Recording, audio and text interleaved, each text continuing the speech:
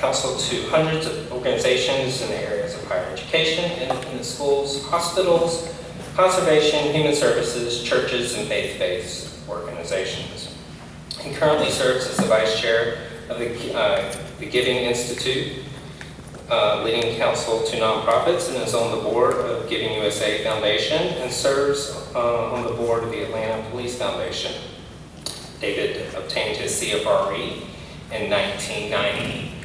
His bio is very long, and I encourage you to read it, but I just wanted to get to the meat of the program. So everybody, could you welcome David?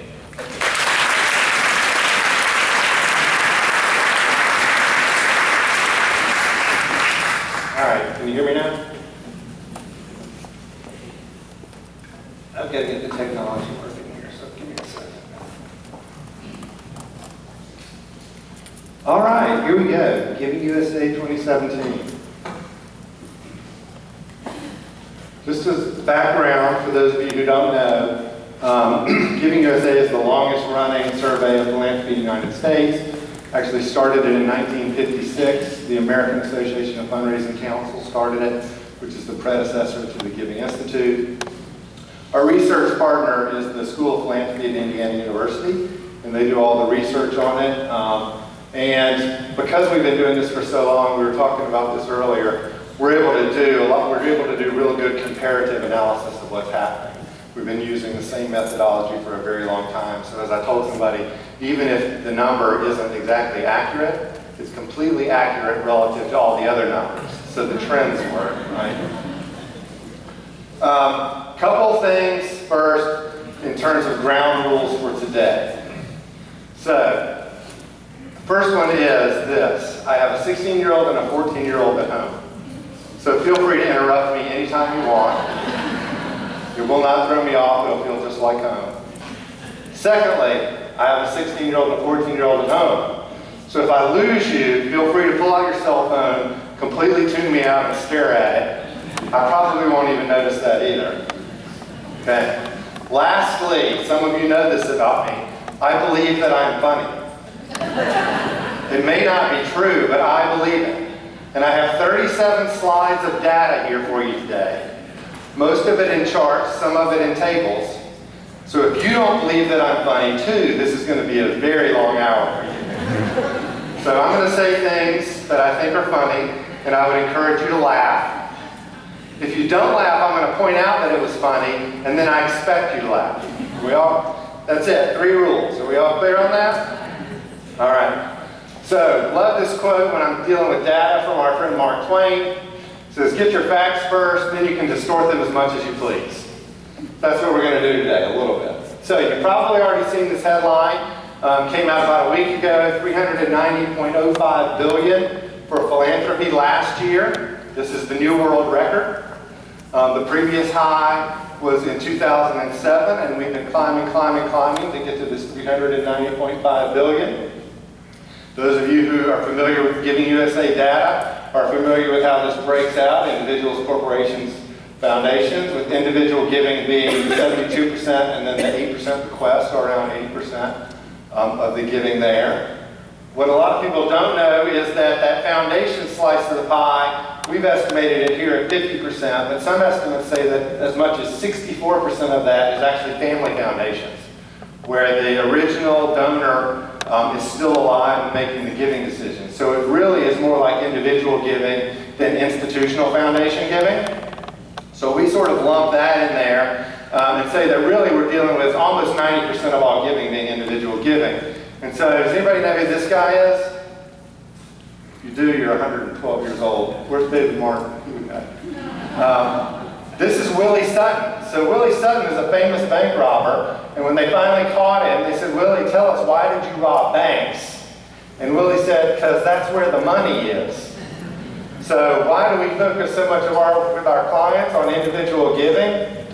Because that's where the money is. So if you only take one thing away from here today, of value, it's that. Individual giving is the overwhelming lion's share of all philanthropy. All right. How much is $390 billion? This, by the way, for those of you who are fans of comedy television, this is the Fun with Flags segment of the show. $390 billion is larger than the gross domestic product of 163 countries, including these, which I just handpicked because they seem like pretty large economies when you think about it. But just the philanthropic side of our economy is larger than these and another 158 or so countries. So it's a pretty big deal. Where does it all go? This is what you're all really interested in. I'll tell you that this is big, huge news, so get your pens out. This chart looks exactly the same as it did last year. Nothing has changed. The order of the organizations that received the money is exactly the same as it was. The percentages have changed a little, but nobody has moved up, down, or changed in any way. I won't read this to you. You can see how it's laid out there in terms of who gets what. Now, in terms of year-over-year changes, you can see here that giving went up from individuals, foundations, and corporations in the gray area. That's this past year, so up in all three areas. Down 9% in bequests, but that's off a pretty big high of up 7.5% the year before. So these are comparing year to year. So you can see that it was a good growth year in all of the subsectors except bequest giving. And as you'll see a little bit later, that bequest giving is very difficult to predict or project unless you have friends in the mafia, and then it's a little easier to control. That was funnier than that. Did I hear we're out of coffee? Is that the problem? Yeah. Okay. I have to be funnier then.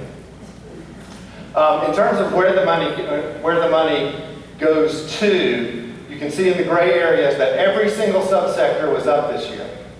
And the important part about this is that this is only the 6th time since 1940 that every subsector has had growth in a year.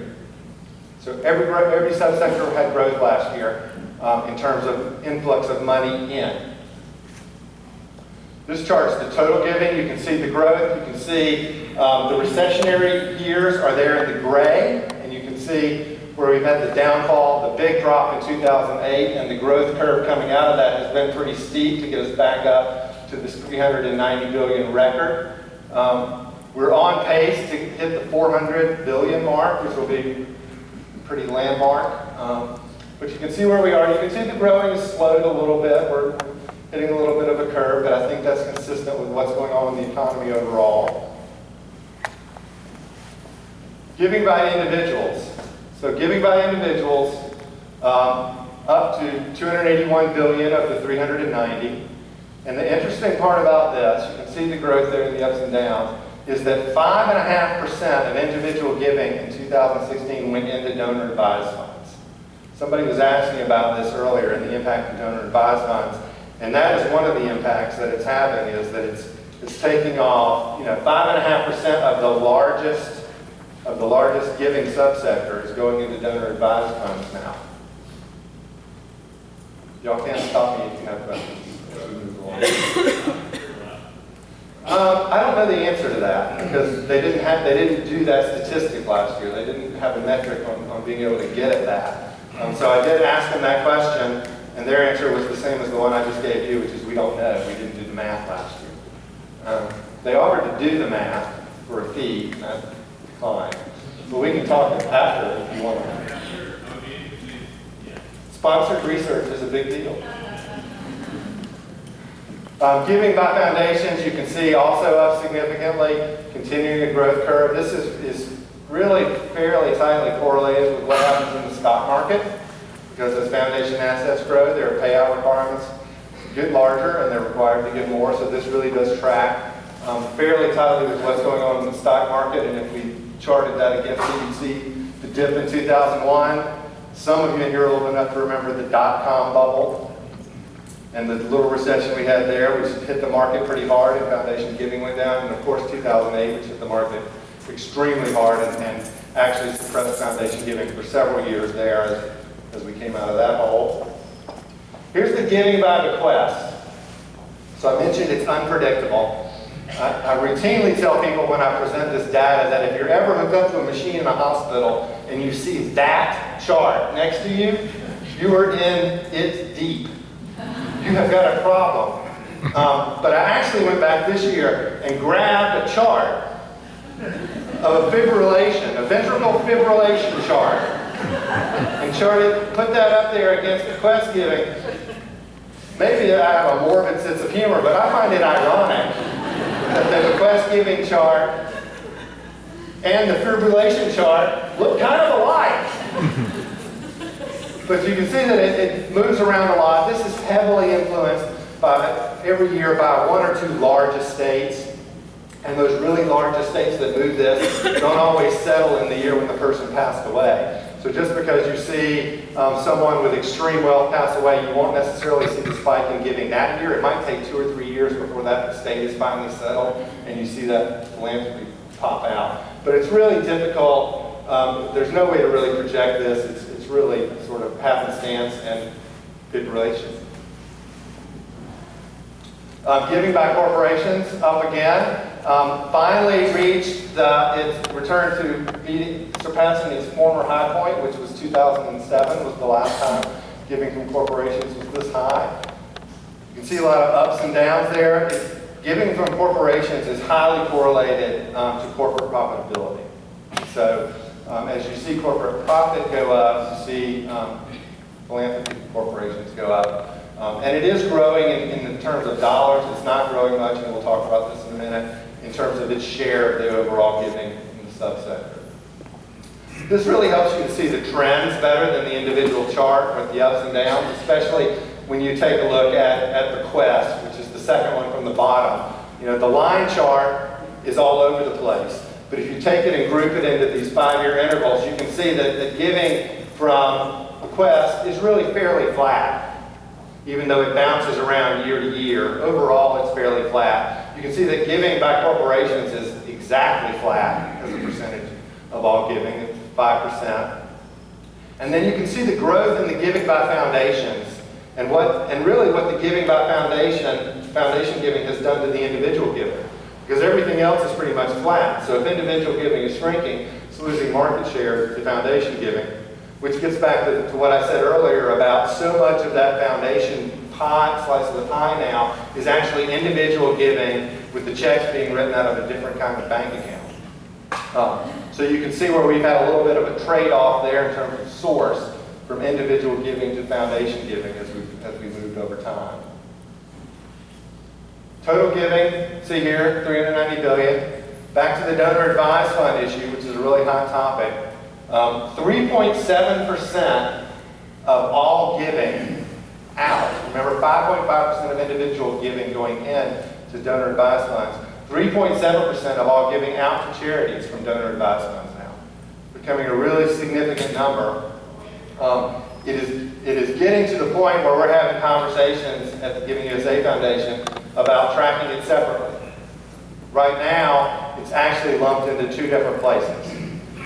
So if you have a donor advised fund with one of the for-profit institutions, Fidelity or one of the others, that's actually grouped into the public society benefit area in terms of giving in. And if you have a fund at the community foundation, that comes into the foundation slice of the pie.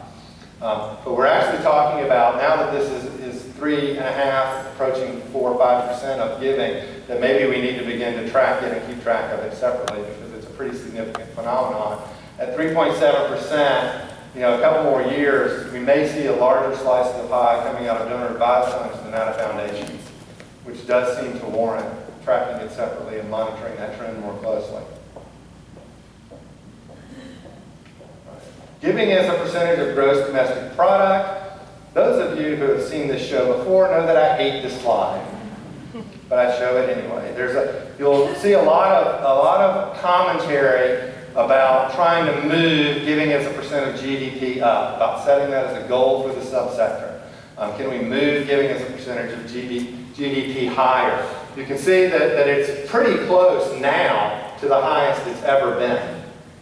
But the problem with this argument is that the people making it, I think, must have dropped their statistics class their junior year of college. Because the numbers are so completely out of whack, you can't move GDP much by moving philanthropy. Because we're dealing with a number that has 9 zeros after it, right? 9 zeros after the last real number versus a number that has 6, and the math doesn't work.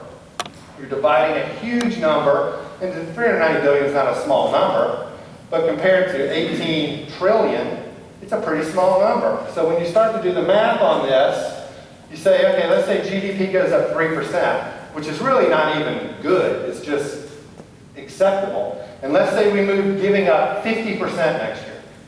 So we went from 390 billion to 600 billion in 1 year.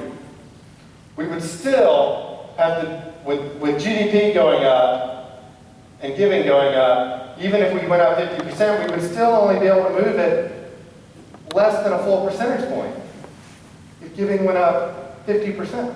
So the math doesn't work unless we drop GDP. But that's bad. So we don't want to do that either.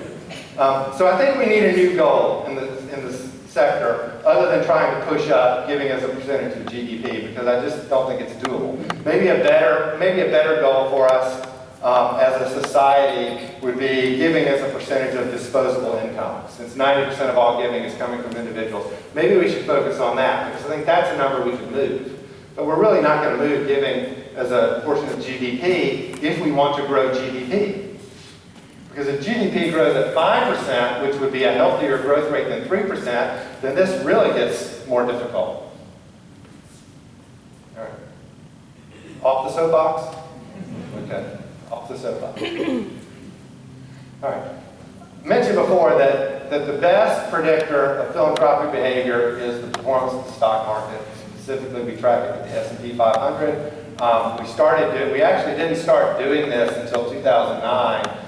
We wanted to see if the precipitous fall in the stock market would have predicted what was going to happen in philanthropy that year. And we went back and tracked it, and voila, the charts line up. If you move the gold line, which is giving, back about 18 months, or move the S&P line forward about 18 months, they line up almost exactly in terms of ups and downs. Obviously, you can see the stock market has bigger highs and deeper lows, but the trend lines line up with about an 18-month lag in giving. So if you want to know what's going to happen 18 months from now in philanthropy, what you want to do is look at the performance of the S&P 500. It's the best predictor of what's going to happen in terms of overall philanthropy. Questions? You're either completely confused, which is fine, or I'm making perfect sense, which is highly unusual. All right. Here we go. Giving as a percentage of disposable income. I mentioned this might be a good one if we want to focus on something and how to move it to focus on. You can see it's at 2%. That's about average. If we look back over the last 40 years, 2% is about the average. Approaching the high. Disposable income actually did go up last year, or in 2016. But only moderately, only about 2.3%, so not enough to really move this chart a great deal. Disposable income, if you're wondering, is defined as what's in your paycheck after taxes. So it's not after housing, food, and clothing and all of that. It's what's in the paycheck after you pay your taxes. So 2%.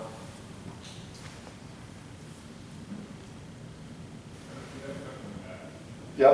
About the high point. Has there been a lot of research on economic factors during that time that caused it to go so high in the process? There has not been a lot of research on it. That was a period of time, if you look at that, from 2001 to 2005, of a lot of economic growth. I don't know, was he 96, 2001, is that actually? Yeah. So you had a lot of economic growth in that time period. Big run up until you get to the recession in 2008 there in terms of income and growth. Very low inflation during that time period. So you had disposable income going up and giving going up. But then it drops back up. It drops back off pretty significantly there in 2011 or 2010ish. For no particular reason, because if you think about that time period there, between about 2008 and 2011, disposable income was flat or declining. right? We're coming out of recession, nobody's getting raises, a lot of people are unemployed, disposable income is down. So you would expect that, even though philanthropy went down a little bit during that time period, you would expect there would be an offset there, but there wasn't. It's a pretty complicated metric. Even how they calculate disposable income is a pretty complicated metric. And is that the right measure of income after taxes, or is it income after taxes, food, shelter, clothing? Because, as I tell my clients all the time, when they're looking at these wealth screenings, most people don't give away their primary residence. So let's back that number out and look at a more realistic number. Giving is a percentage of pre-tax profits. Patrick Rooney, who was the lead researcher of Giving USA for about a decade, used to say that this really wasn't a chart of corporate giving, it was really a chart of profitability. I showed you before that corporate giving as a percentage of the pie is pretty flat. So what this really is tracking is profitability going up or down, not corporate giving. But you can see where we are. We're at 0.8%. We had a high point back in the 90s at 2%. Another peak there around 2006 at 1.6%. And we've been pretty well stuck down here in the 7, 8, 9% now for close to a decade in terms of corporate giving as a percentage of pre-tax profits. I think a lot of us who work with volunteers, our volunteers think that corporate philanthropy is a lot bigger slice of the pie than it really is, and that corporations are a lot more generous than this. The other reality about corporate giving, and this is a hard thing for them to get a real good handle on, but they estimate that about half of all corporate giving is actually in-kind gifts, not cash gifts.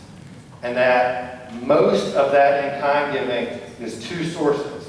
One is pharmaceuticals, which are largely going outside the country to the developing world to help with disease control. So most of us in this room don't need that and aren't a beneficiary of that half of corporate giving. And the other part of it is software. And we're not really talking about Microsoft giving you a free copy of Word here for $100. We're talking about SAP doing a $30 million install of their program at a business school, primarily so that business students become dependent on SAP to make decisions. And most of us don't need a $30 million SAP install either. So a lot of that corporate philanthropy, most of us aren't participating in it. It's not going into an area because of the in-kind giving that benefits what most of us do. So that pie, in terms of cash giving, that slice of the pie is actually even much smaller than that. Giving to religion continues to go up. The largest slice of the pie, you saw before, $122 billion now on giving to religion. It looks like a very healthy growth curve. If you've seen this show before, you know that it's not. But for those of you who haven't, we'll get into it. So here's what giving to religion looks like as a percent of all giving. Down from a high of 53% back in 1985, then flat at 32% for the last 6 years. Now, there's good news. It's gotten flat. I mean, it was on a pretty steep dive there for a while, and it's leveled off. But this is where it's been for a long time. It's been on a pretty big fall as a percentage of the whole, even though the dollars are going up. So even though the dollars are going up, and you see that slide, dollars are going up, obviously giving to religion is not going up at anywhere close to the same rate as overall giving. So there's a big change happening here. We're still a long way from somebody else supplanting giving to religion as the top slice of the pie. I think giving to education was 17 or 18%, so half of this. So giving to religion is not about to get kicked to the curb, but in terms of spendable dollars, giving to religion has an issue. The red line is the chart of overall giving, and you can see the growth there in total overall giving. The blue line is inflation-adjusted giving to religion, and the green line is just current dollar giving to religion. And you can see on that inflation-adjusted that the growth is just negligible. There's not much growth there. So even though the current dollar slide is on a pretty steep curve, the actual buying power that religious organizations have now from philanthropy hasn't changed much in 30 years. It's gone up a little bit, but what those dollars buy hasn't changed a lot. So there's a real issue there that this slide hides a little bit. Not intentionally, it's just the nature of statistics, right? I told you what Mark Twain said. First get your facts, then you can distort them all you want. So if I want to get up here and tell you that giving to religion is the healthiest it's ever been in the history of the world, I can show you this slide. If I want to tell you it's in trouble, I can show you this slide. They're both accurate data. It's just a matter of perspective. Any questions about that? Yes? Is that primarily because church attendance is down, or what are the influences that are suppressing that giving? Well, church attendance is down. Definitely, that's a piece of it. Millennials tend to be less affiliators with churches and attend less. There's a really tight correlation between attendance at worship, whether it's church, synagogue, temple, mosque, attendance and philanthropy. There's a good correlation. So that is certainly a part of it. I mean, if you any data you look at will tell you that less Americans define themselves now as religious or affiliated with a specific church or denomination than in the history of since they surveying this. And millennials, which are now the largest generation, identify less with religious institutions than the overall population does. So that is certainly a piece of it. I think there are a couple, and this is not giving USA, this is I think. There are a couple other pieces to it. I think one of them is if you think about our fundraising development industry, churches particularly, but houses of worship of all kinds particularly, are really the last to professionalize their fundraising operation. They're very dependent on contributed funds, but think about how many places of worship you go into where there is a full-time dedicated staff member to raise money. And a lot of these institutions are trying to raise $3, $5, $10, $15 million a year to keep going, but there's no person dedicated to doing it. It's sort of strategy of hope. So I think that is also a piece of it. Now we're starting to see, particularly larger congregations, invest in a minister of stewardship or a director of stewardship or some kind of professional development officer. But, show of hands if the place where you worship has a full-time person whose job is fundraising. 1, 2, 3, 4, maybe 5. 5 in this whole room. It just, I think that's a piece of it too, is as the profession, as the profession has grown, as we've got more and more nonprofits, as everybody in this room continues to do their job and educate themselves and become better at it, we've got a large subsector that has not professionalized yet. And I do think it holds that subsector back in terms of their output and their success in fundraising. My opinion, don't blame Giving USA for that. Yes? Well, would you say it's also fair to say that the definition of giving to religion is shifting? That, if we dialed back 45 years, we would have considered, the archdiocese, if you were going to give to access to clean water in Zambia, you would have done it through the archdiocese if you were Catholic, and they would have been building a well. But today, there's 36 NGOs that might have a significant, religious participation or teamwork, but that religious giving is not going to be going toward building a well. I think growth generally in the nonprofit sector is probably where you're getting at. There are more opportunities to focus your giving now than there used to be. Certainly.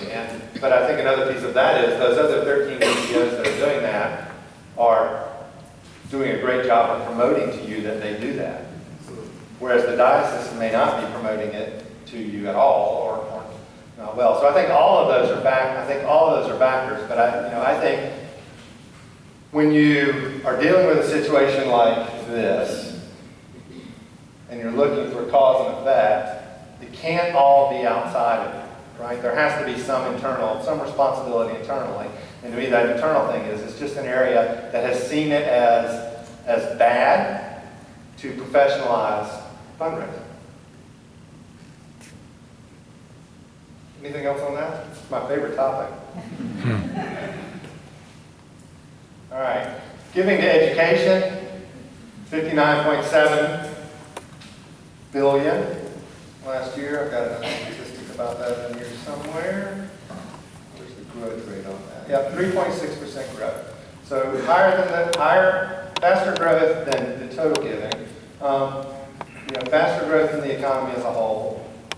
Not huge. A big part of why that number, even though you can kind of see if you look closely up there at the top, it was on a really steep growth curve coming out of the recession. And then it takes a little turn to the right, so slowed down some. A big part of that is that last year we had half as much money given away in mega gifts, really large gifts, as we had the year before. And mega gifts tend to go to colleges and universities. So think about most of the gifts that you know of. There are going to be some outliers, but think about most of the gifts that you know of that are $50 million, $100 million, $200 million. A lot of them go to college and universities, and the ones that don't go to college and universities tend to go to cultural institutions. But we had half as many of those last year. So that is a big piece of this, is that those mega gifts just didn't happen last year the way that they happened in some other years. Giving to human services continues to climb on a good growth rate. This was the only subsector that did not go down in 2009 when the recession hit. It actually continued to go up.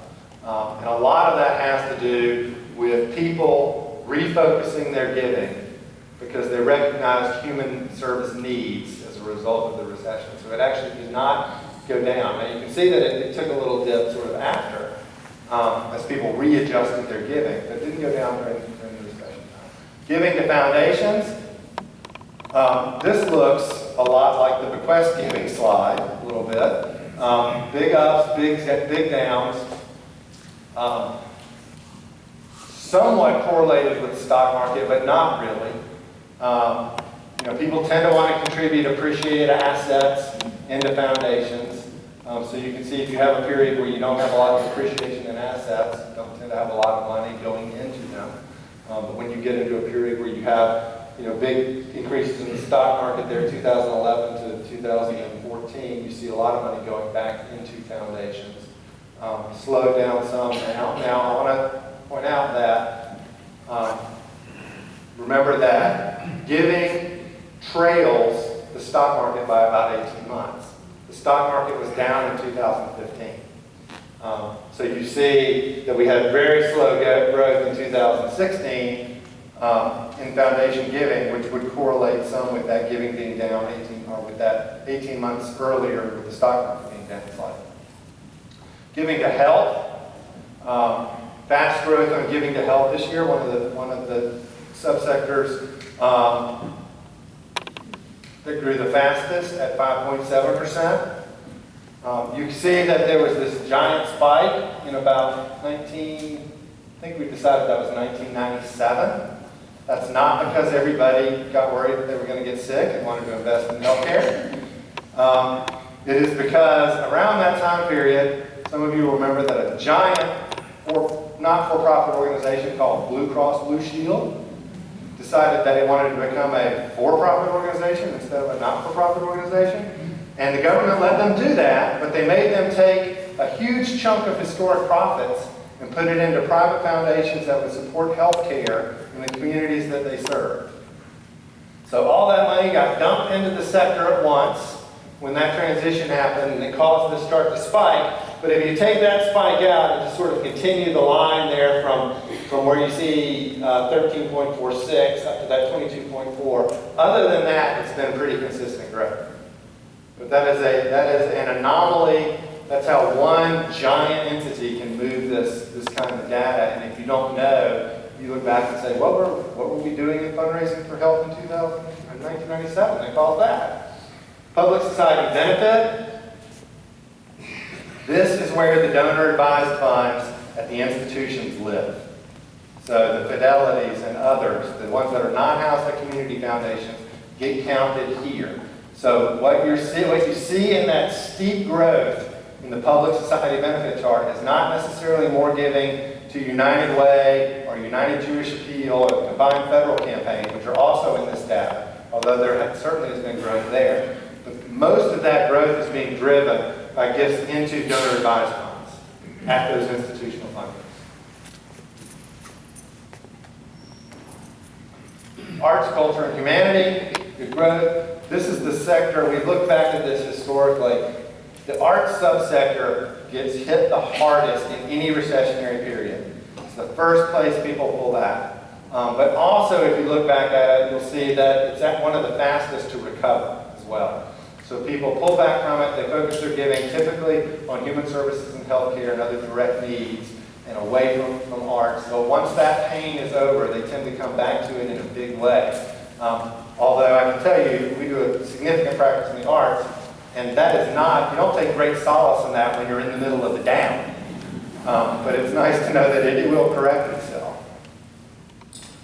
Giving to international affairs, this is up significantly this year and has been on an upward trend.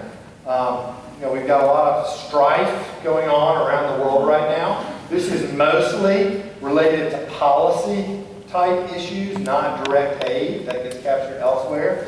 But we've got a lot of people investing money in policies, international affairs related policies, and trying to make the developing world a better place for people to live through policy, not just direct aid. Environment and animals, this is up sharply. So they have coined a new phrase at Indiana University. Let me find it for you. You're going to love this.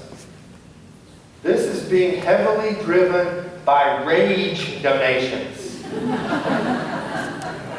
Not exactly the way my preacher taught philanthropy, but huge spike in giving to the environment and animals immediately after the presidential elections last fall. Drove this number up significantly. And they're actually calling it rage donations. I don't know if we should stick with that. I'm not sure that as a profession that's necessarily where we want to go, but that's what they're calling it. So you can see it's up very sharply, very steep growth rate there on giving to environment and animals. Here you can see the 5-year blocks.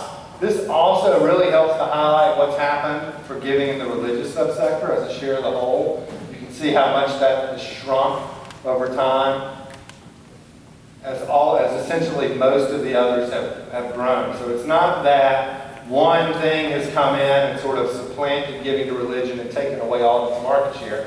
It's a little bit of death by 14 paper cuts. Everybody's taking 2% here and there, and before you know it, you got 20%. And that's really what's happening with that on a trend basis. Number of volunteers. So we're a little bit down, back to where we were 2 years ago on this. Now, I have another little issue with this. Again, not Giving USA, but me. So I've probably sat through in the last 5 years at least a dozen, and maybe twice that many, people like me standing up on a stage talking to people like me about millennial giving, and what it does and doesn't do, and how millennials behave. And every single one of them that I've sat through tells me that millennial giving follows millennial engagement. Millennial behavior is volunteer first, give later. But millennials are now the largest living generation in the country. I guess it would have to be the largest living generation. If that is the case, and they want to volunteer first and give later, why isn't this number going up? Because they're at work. Not a lot, if you employ any of them. Yeah, a whole table full of them over here.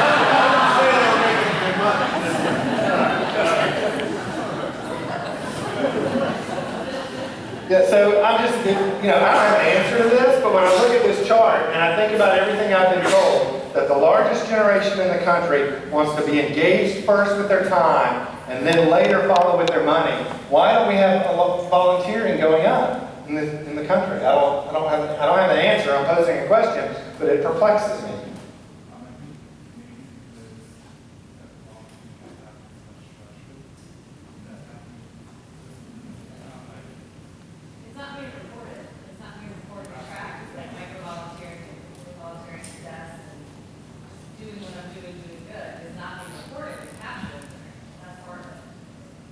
But hasn't that always happened?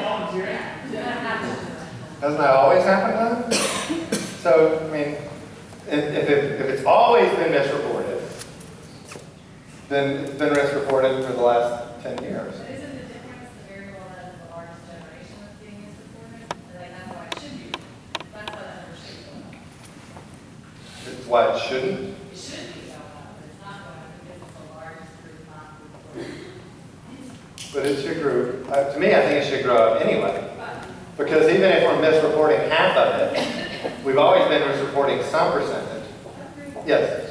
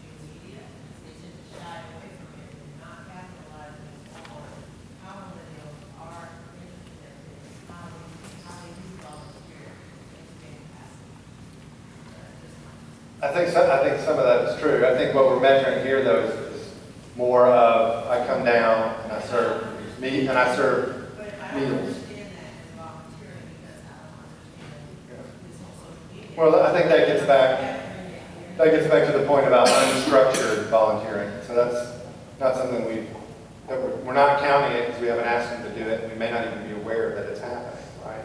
There's also capacity, the number of volunteers you can take. There's no capacity, the number of donations we can accept. Yeah, maybe. And we also have to remember that their earning potential is proportionally less than that same age group 25, 30 years ago. So if you're measuring donations, maybe if you're counting them, that's one thing, but if it's by cash. Well, we're measuring time here, not money. I'm saying translating it into dollars. Yeah. Well, that's an even harder task to do, to try to translate the time into dollars. Yes? What about baby boomers aging out? Yes, they are. And so leaving the volunteer pool, and so we're not filling it as fast as maybe we need to. Actually, the data suggests that baby boomers are actually filling the volunteer pool up, that any growth in this is boomers who are retiring but are not ready to quit and go play golf 6 days a week and are doing more volunteering than they did when they were working. We also consider that, that wasn't. You hear that back there at table 10?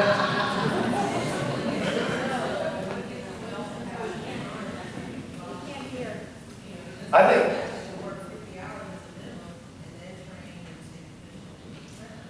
I agree with all of that, and I'm not arguing. What she said is Oh, I'm sorry, she said that a 50-hour work week is pretty much standard now for that age group, and that there's not a lot of time left over for volunteering. And I don't necessarily disagree with any of that, but what I disagree with is the people who are experts who stand up on the stage and tell me that the way to get millennials to give is to first get them to volunteer. Because the data doesn't suggest that the volunteerism is happening. Now, it may be happening, as has been pointed out by a couple people, in an undercurrent way that we're just not measuring. But it doesn't, this data does not support the current theory of how to engage millennials in philanthropy, is all I'm saying. The data and what we're being told by the experts is the way to do it are not aligned at this moment. This may change, but it just is not aligned. Question?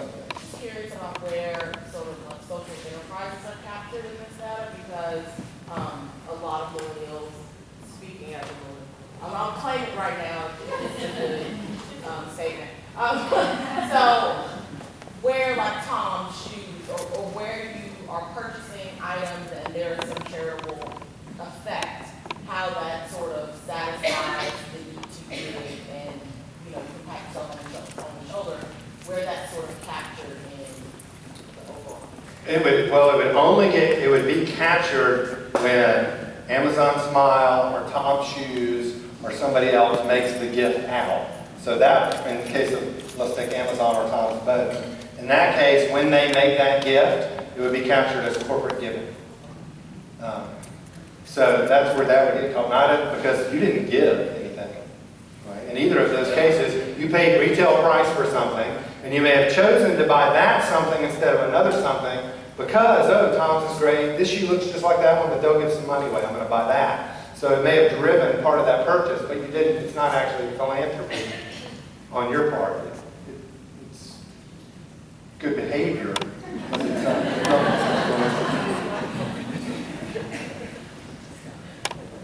Y'all have been more excited about percentage of volunteering than any other thing we talked about today. All right, here's the percentage of the population that's volunteering. Again, to the same point, the percentage of the population that's volunteering is actually going down.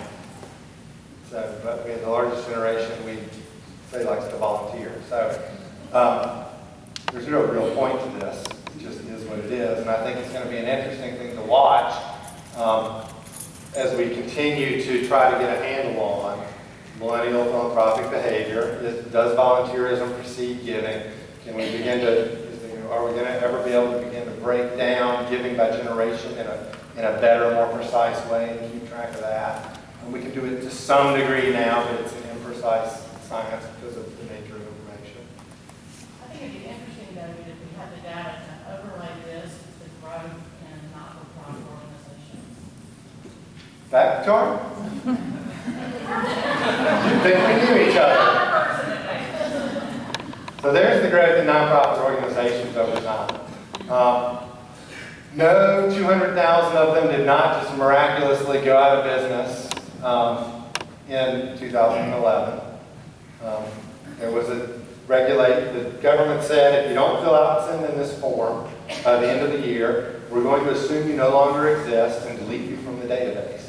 And so almost exactly 200,000 organizations did not send in the form and got deleted from the database. But being the industrious millennial American citizens that we are, we have rebuilt that in just 5 short years. Back to 1.2 million nonprofits in the country. Now, I have one more thing for you.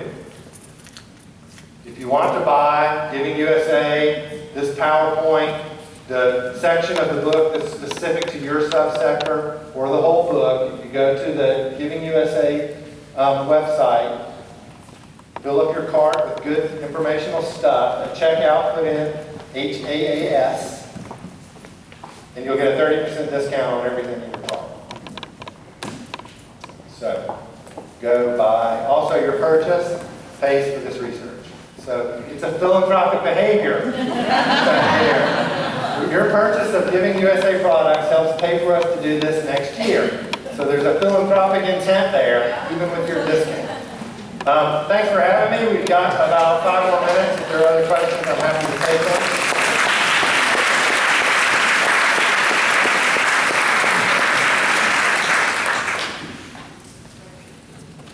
Yes. So a donor is to, gay stars, Christian, through Silicon Valley Community Fund, and designated that gift for something specific. And so he gets soft credit for we're identifying that gift actually he founded. Correct. And what is he identified the IRS and he's given to Silicon Valley? He will take a tax deduction on the gift to Silicon Valley Foundation. And depending on how it was done, whether it went into a donor advised fund or just gave a gift and it was designated to come out to you, it'll end up in one of the slices of the pie. One of the things that the Giving USA Foundation does is then tries to correct for when that gift comes out towards the tax so that it's not double counted. So if it's truly passing through in the same year, we've got a correction.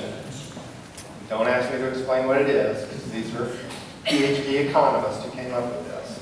But there's a correction factor in there so that we don't double count those pastors yet. The same thing happens a lot with family foundations, where they'll be some of us work with these foundations, you look them up and they have no corpus, because they just give the money into the foundation and the foundation gives it out sort of on an annual basis.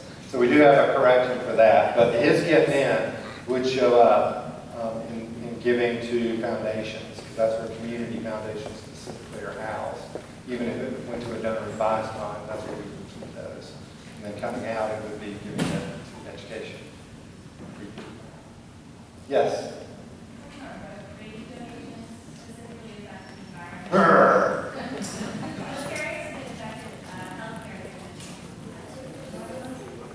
It has not impacted healthcare giving as far as the data suggests.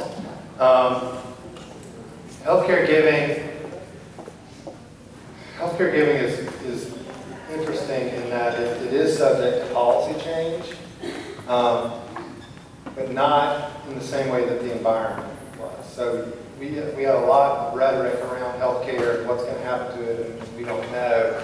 But it's not the kind of change that's driving philanthropy into it because of all the uncertainty about it, right? So do I want to give huge money into something when I don't know what something's going to look like in 6, 12, 18 months? Maybe sit on the sideline. Now, I think if we see, not giving you a say, I think if we see a significant change in healthcare policy and we get tens of millions of Americans suddenly don't have health insurance, I think we could see some driving of philanthropy into healthcare for indigent care or other services from a policy change like that. But right now, it's sort of like what I don't know what the need is going to be in 6 months, so it's hard to drive philanthropy. Whereas the environment is really that, there's a lot of that giving into the environment went into land conservation, water conservation and cleanliness, and protecting the oceans. Where a lot of that was driven from, the RAGE donation. Anybody else? Because they're pulling the hook out. See, that reference for a lot of people in this room is meaningless. Let's go on mission after this? Thank you very much. Great to meet you.